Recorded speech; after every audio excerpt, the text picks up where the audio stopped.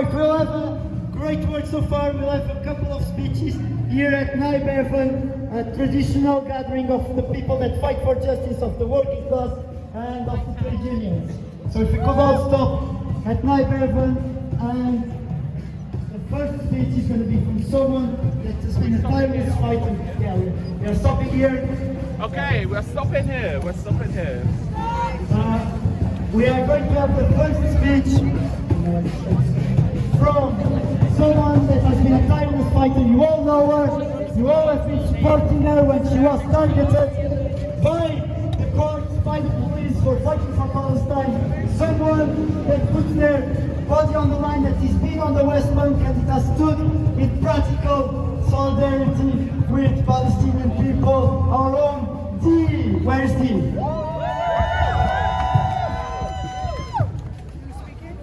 Dee. Dee's here. Give her Dee a round of applause. Hello everybody. I haven't been in Cardiff for a while, and it's always really good for the people of Swansea to come and see the numbers and the steadfastness of the people of Wales. Oh my gosh. One of the reasons I haven't been here for a while is I spent 11 weeks in the West Bank. So that was from October to December. And so much has changed since then. Under other circumstances, I would be telling you my experience there, what I witnessed, and it probably would be quite relevant. But since the ceasefire in Gaza, we all know things have changed drastically in the West Bank. It is the second Nakba, and some of you will know that I've done a few talks since I came back. My talk was not very important because it was quite out of date. What was important is we had a Zoom link to the people in one of the camps in the West Bank. Tulkarem is a small town, maybe half the size of Swansea, but it has two camps. It has Tulkarem camp and it has Nur Shams camp. Now the people in Tulkarem, where I spent most of my time, if you think they were, in the time of the Nakba, forced to walk from the coast, from Haifa and Jaffa, in what we now call, or the world called Israel, what Palestinian people call our lands of 48.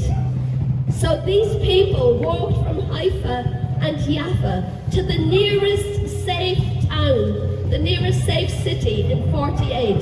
They went straight across the country and they arrived in Tulkarem camp. And so in Tulkarem, they set up camp. Initially was the tents provided by the United Nations. Then the tents became little one-room houses and then two-room houses. So people have lived in these camps since 1948, but no longer. The people in Cardiff who came to my talk last Sunday will be aware that we couldn't make our Zoom link connection to the people in Tulkarem camp because that camp had been emptied by the Israeli occupation forces. And shame. And Allah, my main connection there from the Al-Auda Center, he said, Dee, tell the people, because I spoke to him after, this is the second Nakba. It is the Nakba all over again. And what's crazy about that is, the Israelis are calling for a Nakba, and yet they deny that the first Nakba ever happened. They absolutely denied the first Nakba, and they're now calling publicly on televisions and press conferences for another Nakba, and it's happening.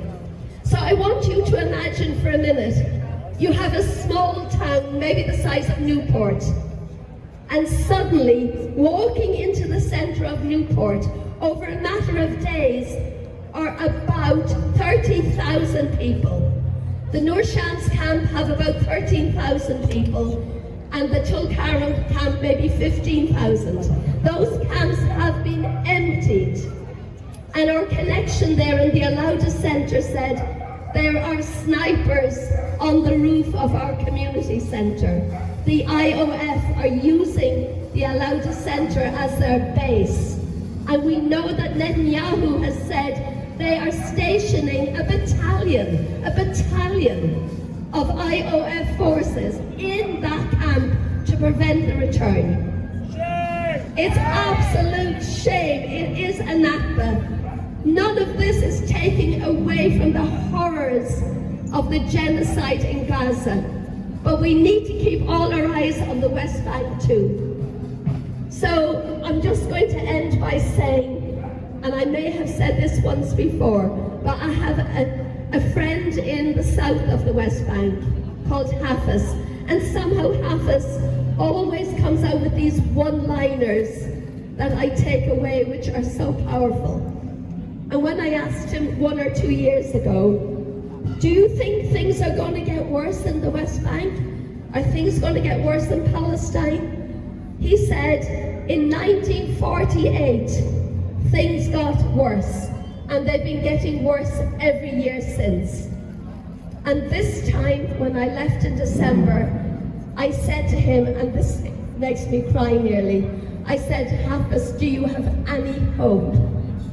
And he said, we always have hope, but we have no expectations. And I think us turning out today and turning out next week and next month, we come with hope, but we can't expect much. So what is the point of these? It's showing solidarity, if nothing else. It's showing solidarity with the people of Palestine. It's showing them they are not alone. We stand with Palestine, and we will always stand with Palestine. So free, free Palestine! Free, free Palestine! Free, free Palestine! Thank you, Jim.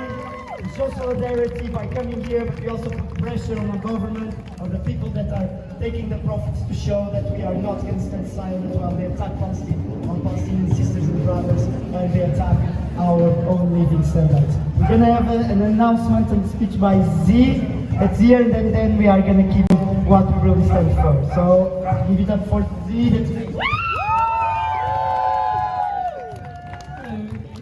so nice to see all of you here. I'm just going to do a quick announcement. So I think it's super important that we need to educate ourselves on the intersection between queerness and liberation of Palestine, especially as Israel uses queer rights as a weapon and propaganda. And they use pinkwashing to try to convince them that they're the good guys. So Cymru Queers for Palestine are doing a series of workshops that we're talking about queer history, the history of queer solidarity with Palestine, pinkwashing and queer Islam. So our first event is on the 9th of March at 6 p.m. So mark your calendars. It's at Catastrophe Community Center.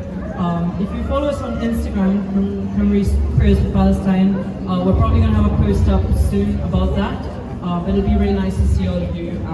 Yeah. Thank you. Free, free Palestine! Free, free Palestine!